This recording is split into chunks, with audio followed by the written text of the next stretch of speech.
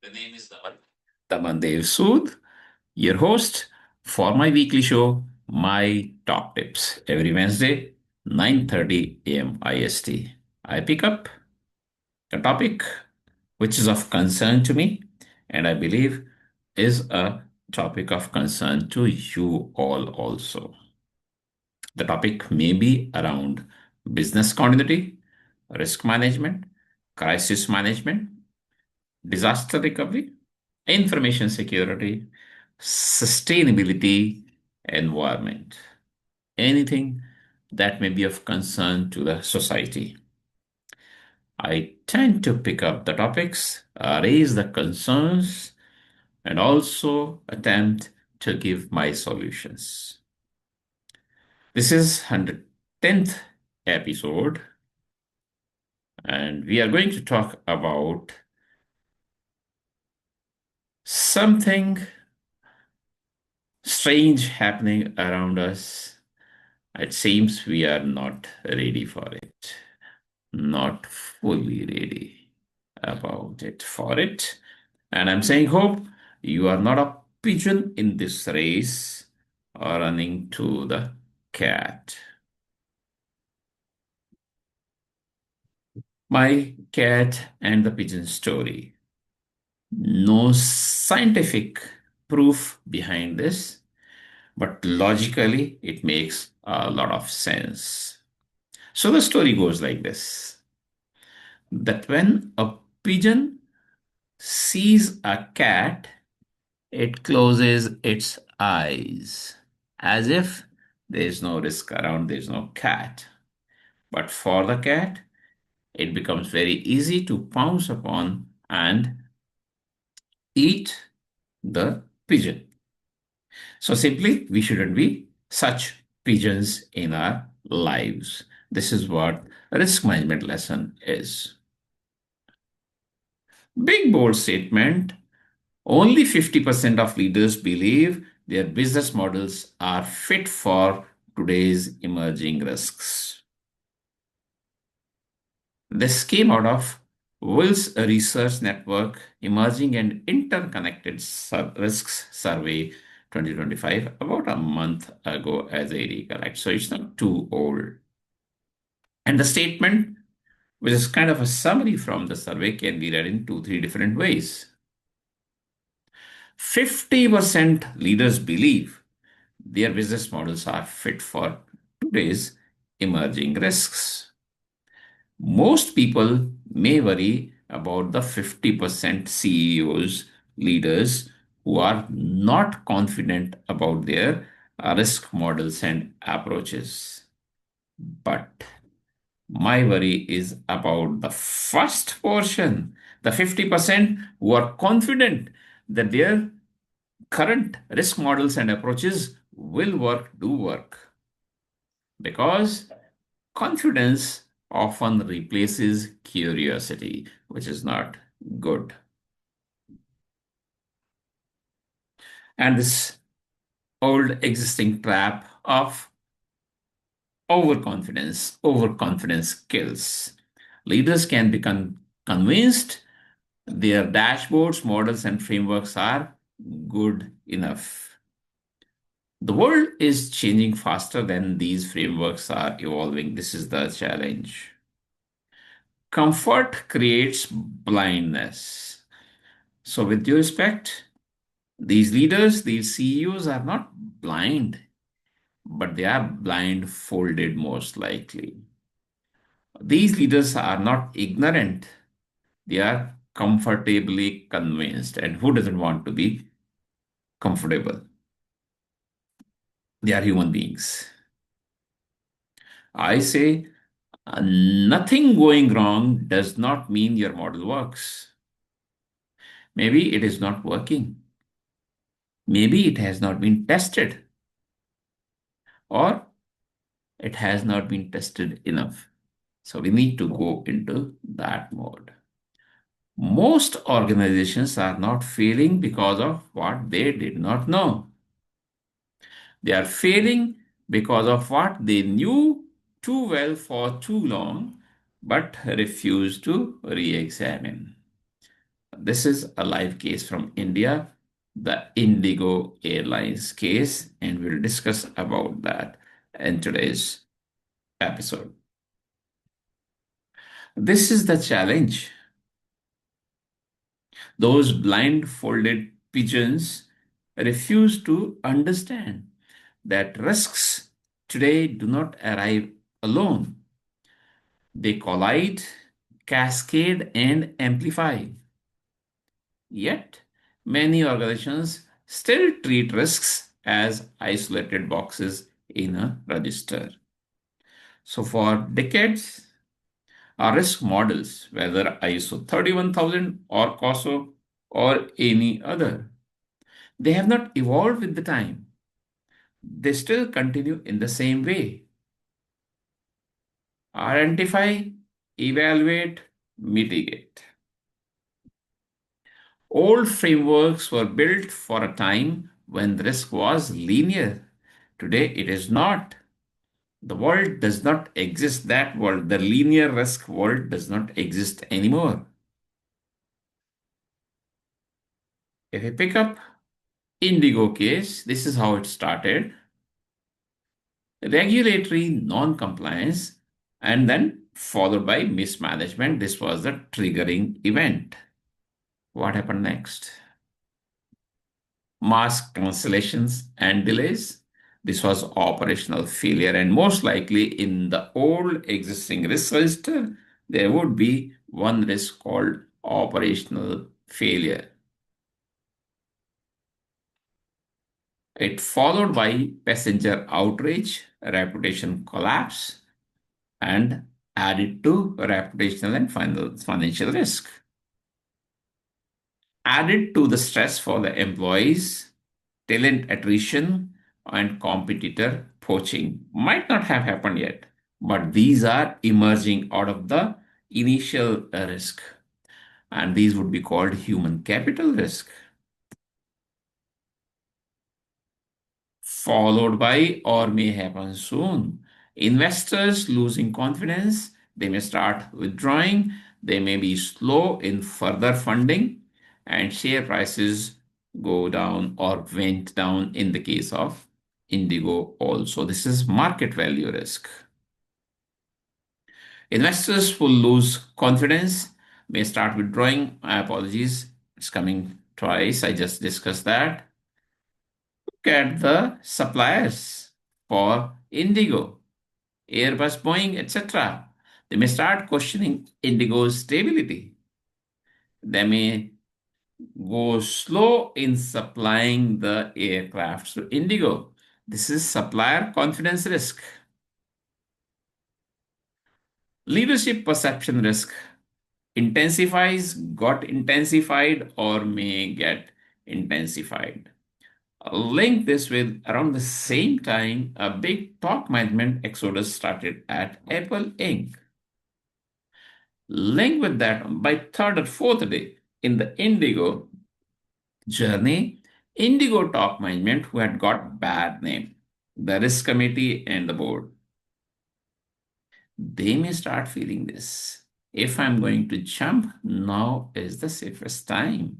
Or if they can do it, why can't I? So top management exodus may start. This is strategic risk.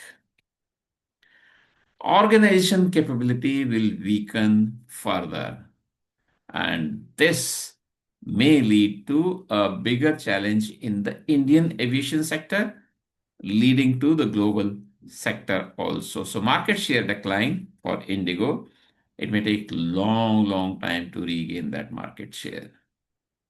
Aviation ecosystem globally gets shaken. This becomes a systemic risk. This is what I've been attempting to raise, that the old existing risk models in any standard or any other approach wouldn't be live and living. They are reviewed. Yes, risk registers are reviewed once a year, once in a quarter. But when the event has happened, then how could it unfold? How could it trigger further risks of different type? That's what I'm bringing out in today's discussions. And I'm saying that the cat has not moved yet. So be careful, the pigeons. When nothing has gone wrong, it is easy to say our model works. But calm periods are not proof of resilience. The system may simply not have been tested or not enough, not yet, either by you or by the events. Resilience is not performance in calm, it is adaptability in crisis. Every organization knows their risks, and I'll chew my tongue when I say this. Many do not actually, they do not know their risks well.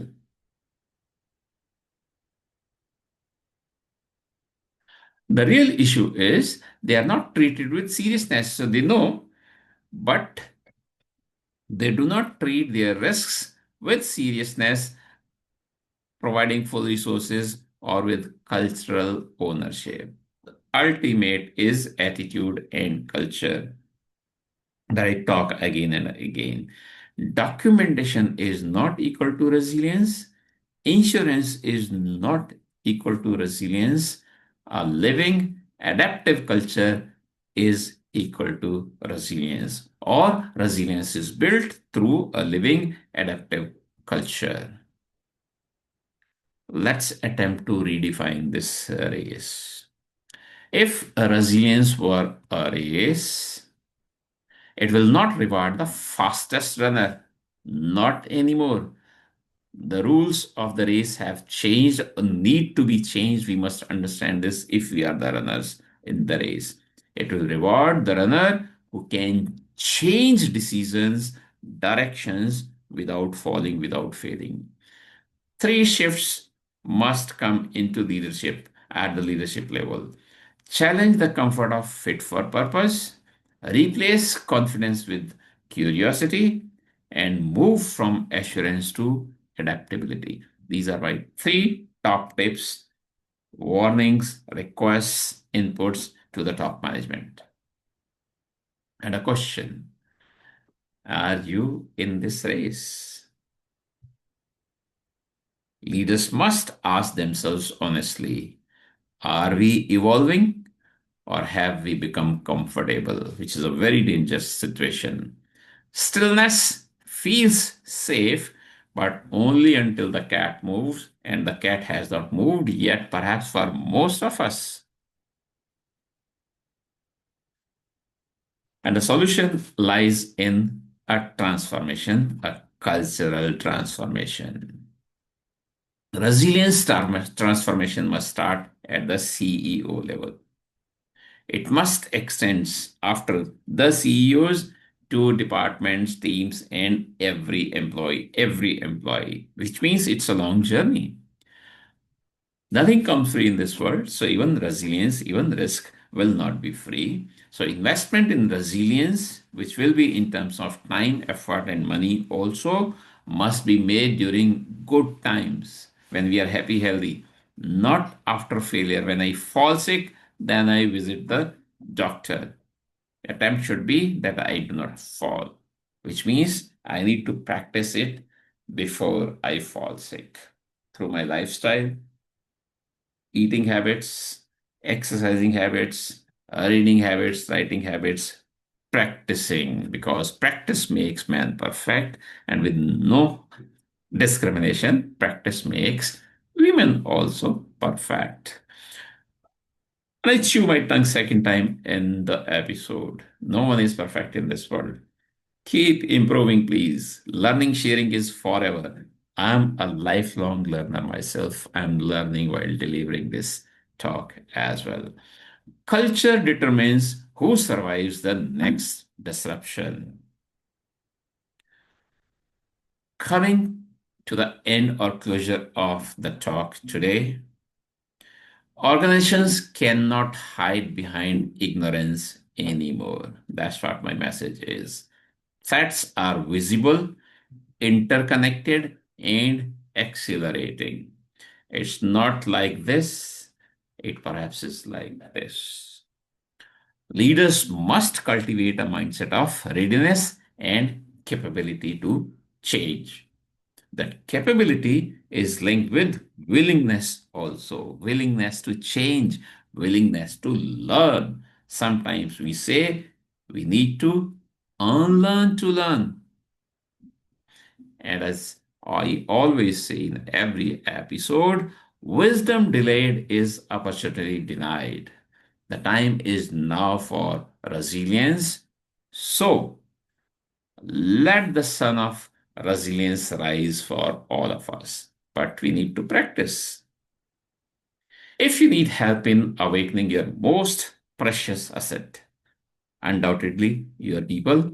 If you need re energizing your BCM resilience risk teams, if you need an architect to shape your resilience culture, risk and resilience in BCM culture, which means designing, developing, nurturing, and sustaining, please write to me.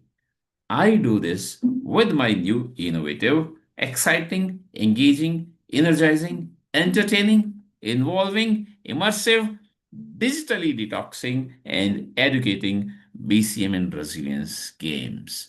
No laptops, no phones, no IT is used in these games. So these are digitally detoxing also. I work on these as the resilience culture architect. I'll be happy.